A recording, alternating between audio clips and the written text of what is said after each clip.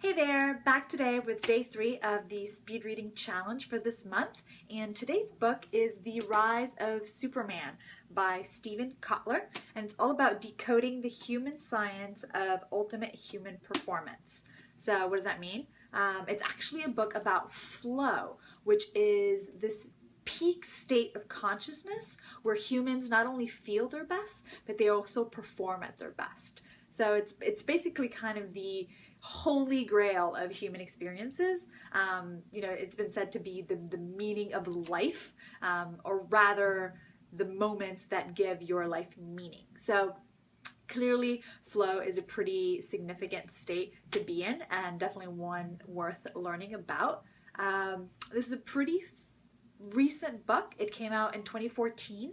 And the reason for that is because flow is actually a pretty new topic to be studying, at least more concretely, because prior to the past 5 or so years, there really wasn't enough technology, or at least the technology wasn't advanced enough to be able to properly map human brain activity and so forth to be able to measure and define flow properly. So really sort of interesting and cutting edge research has been going on, primarily with extreme sports athletes.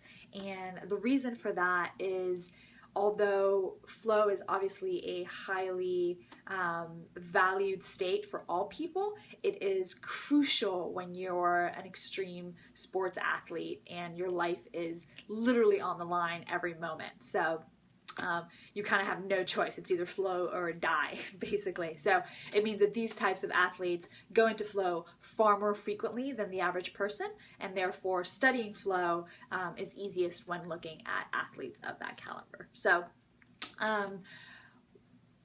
let me backtrack a little bit, and maybe I should explain what flow is. So all of us have been there.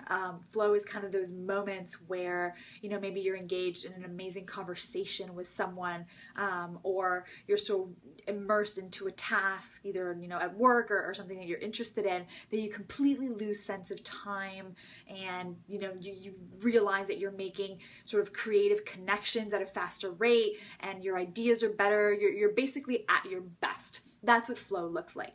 And there's different variations of what that means. There's sort of macro flow, which is, again, this optimal state, usually when our life is kind of hanging in the balance. But there's also micro flow, which are also enhanced states of kind of human performance, but not necessarily to that maximum degree, but still better than what we do on an average daily basis.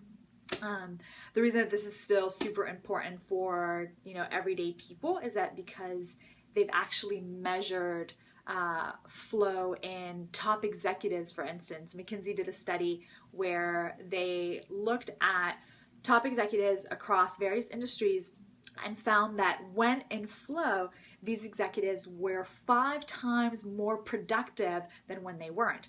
And again, these are high achieving executives who are used to being, productive and goal oriented and creative and good at problem solving. But even so, when they were in flow, their capacity to, do their work to a higher degree was improved by 5x. So that's huge. Also, they've kind of dubbed a management metric around this. They've actually called it flow state percentage, and the definition of it is the time that an employee spends in flow. And that management metric has actually been dubbed the most important management metric for building great innovation teams. So clearly something really important, whether it's in the workplace or whether you're an athlete or whatever it is. So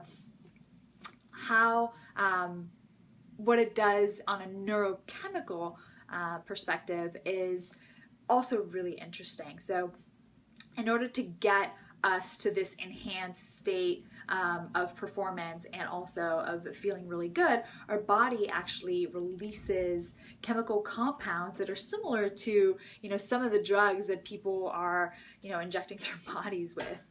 For example, our body releases a strong dose of dopamine, which is, similar to cocaine, for instance. And this is, the chemical compound that makes us feel really good. It pumps blood into your muscles, and it actually makes you both mentally and physically stronger. You also get a dose of norepinephrine, which is similar to speed, and it kind of just improves your focus and gives you, again, another burst of energy so that you're able to not only feel a lot better, but achieve whatever it is that you're engaged in at that moment. We also get a burst of endorphins, which is like heroin, so it reduces your pain, gives you a ton more pleasure. We get anandamide, which is kind of like weed, so it inhibits our fear and our pain receptors, so we're able to kind of more fearlessly tackle something. And then it also releases serotonin, which is kind of like Prozac, which helps us cope with adversity. So overall, clearly a really powerful cocktail of drugs, which basically makes you question why you would ever inject yourself with foreign compounds if you can just kind of ideally induce a state of flow and get all these things naturally. So how do you actually achieve flow? Well, that is pretty tricky. It is an elusive state, so being able to achieve it on a regular basis is what scientists are still trying to figure out.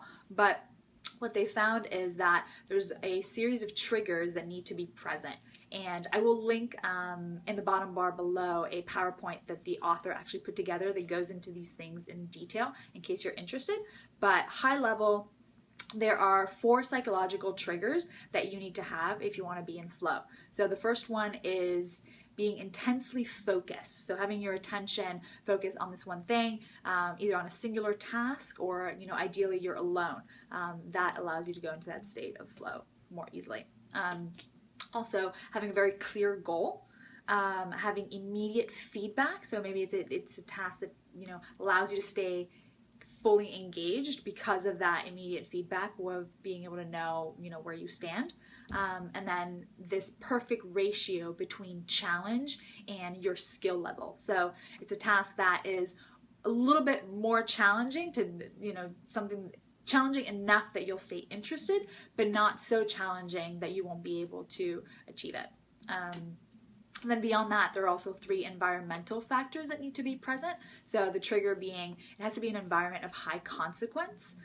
So again, that's why, in terms of performance athletes, that works really well, because when the consequence is death, you tend to go into flow a lot quicker.